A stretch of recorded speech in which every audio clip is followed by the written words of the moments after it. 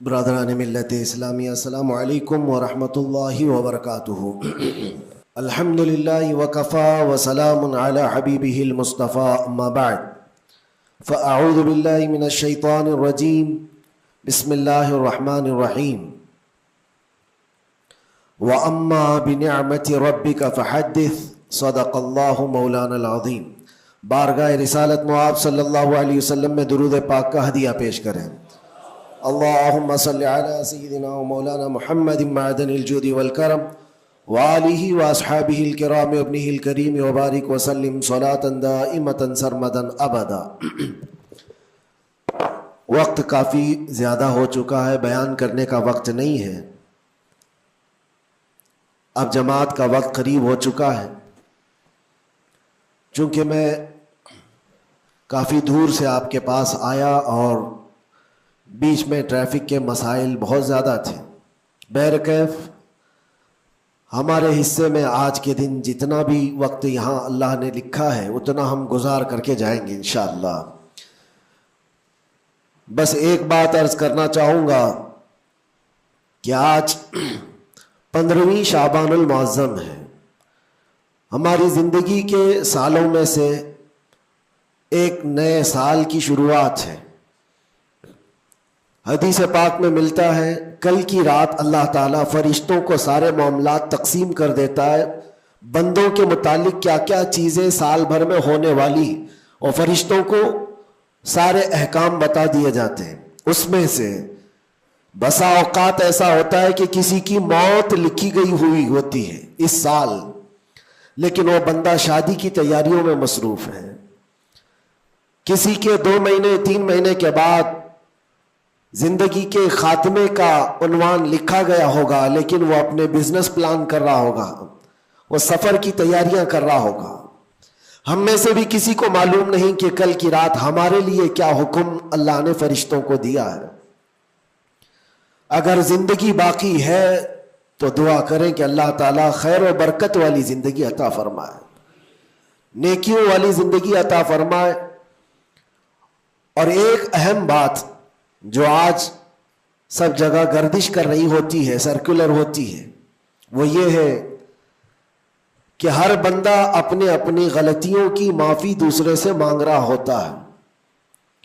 اور یہ اس لیے بھی ہے کہ سب نے شاید یہ حدیث سنی ہوگی کہ ان بڑی راتوں میں اللہ تبارک و تعالی سارے بڑے گناہوں کو معاف کر دیتا ہے، لیکن چند لوگ ایسے ہیں جو ان راتوں میں بھی معاف نہیں ہوتے۔ ان میں سے ایک بندہ وہ ہے جو لوگوں کے تعلق کو ختم کرتا ہے، قطع تعلق کرنے والا۔ بھائیوں میں نفرت ہے، بھائی اور بہن میں نفرت ہے، باپ اور بیٹے میں نفرت ہے، رشتہ داریوں کو توڑا ہوا آدمی، اس کے لیے بھی کہا گیا اس رات میں اس کی بھی بخشش نہیں ہے۔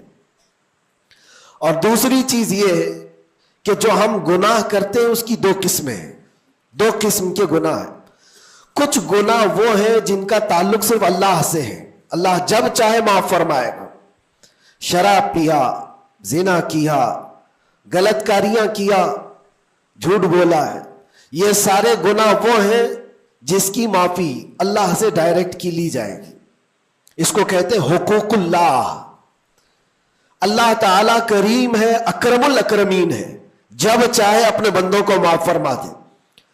لیکن کچھ گناہ ایسے ہیں جن کا تعلق بندوں سے ہے، کسی کا مال ہڑپ لیا ہے، کسی کا حصہ دبا لیا ہے، کسی کو گالی دیا ہے، کسی کو مارا ہے، یہ سارے وہ گناہ ہیں جن کا تعلق بندوں سے ہے، ان کو حقوق العباد کہا جاتا ہے۔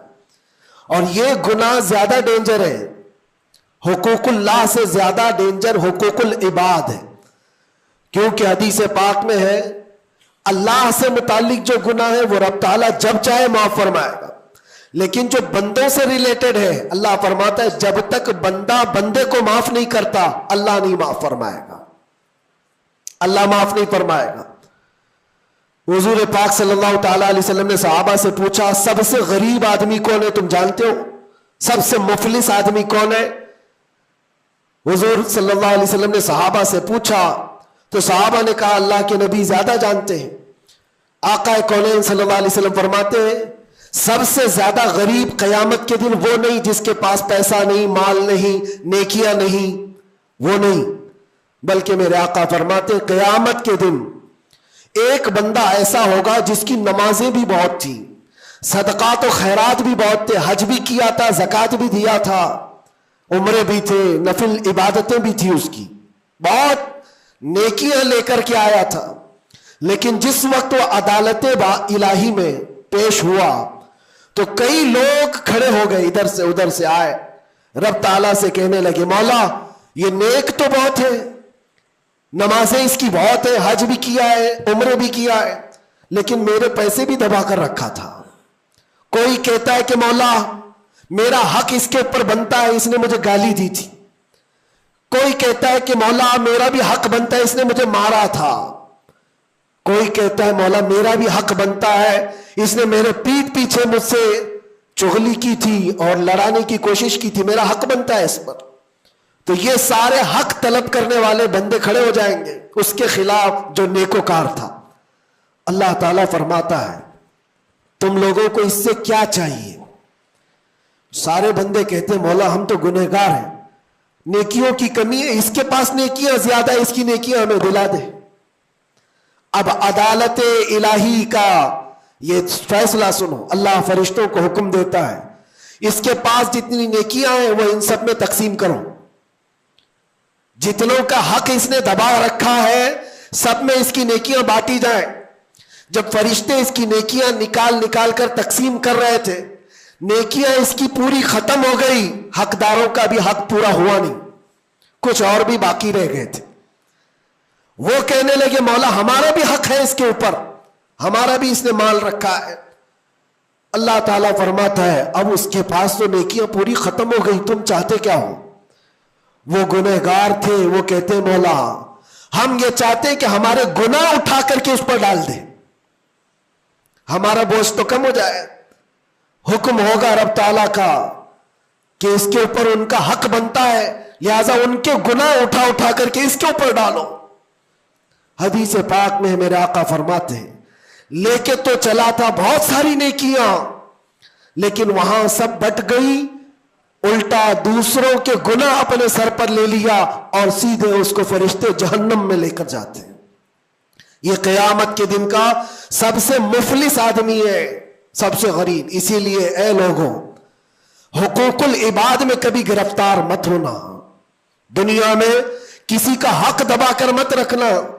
کسی کو اگر تم نے اپنی زبان سے ایذا دیا ہے، تکلیف دی ہے، یا ہاتھ سے دیا ہے، یا کسی بھی طرح سے دیا ہے، تو قیامت کے دن اس کا حق لیا جائے گا، تمہیں اس کا حق دینا پڑے گا۔ اسی لیے شب برات آتی ہے تو سب لوگ ایک دوسرے سے معافی بھی مانگ لیتے ہیں۔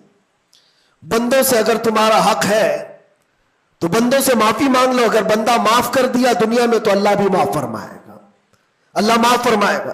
لیکن معافی مانگنے کا ٹرینڈ آج واٹس ایپ اسٹیٹس بن گیا ہے، بہت آسان ہے اسٹیٹس پر رکھ دینے کا کہ میرے جس کے اوپر بھی حق بنتے ہیں میں نے ان کو معاف کیا، وہ مجھے معاف کر دیں، کسی کے پاس جانے کی ضرورت ہی نہیں، واٹس ایپ میں گھماتے رہ جاؤ۔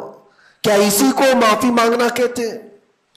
معافی مانگنے میں آدمی کو جو انا ہے، جو تکبر ہے، جو شیطان اسے گھمنڈ دلاتا ہے، اسی توڑنے کے لیے تو اللہ نے معافی مانگنے کا حکم دیا ہے کہ جاؤ تم اپنے اس بندے سے معافی طلب کرو جس کے پاس جانے میں تمہیں شرم آ رہی ہے۔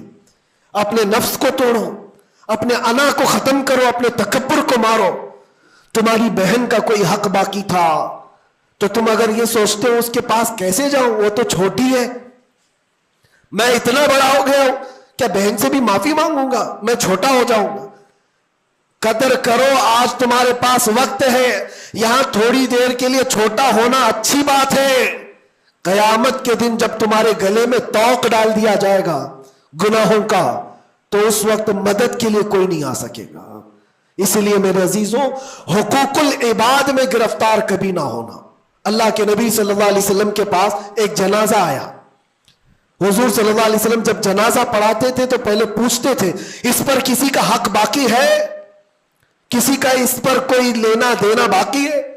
جنازہ صحابی کا ہے، جب جنازے کے پاس کھڑے تھے تو ایک صحابی آگے بڑھتے ہیں اور کہتے یا رسول اللہ 2 درہم میرے اس کے اوپر باقی ہے اور یہ مر گیا، دیا نہیں مجھ کو، 2 درہم قرضہ اس کے اوپر میرا باقی ہے۔ حضور پاک صلی اللہ علیہ وسلم نے کیا فرمایا جانتے؟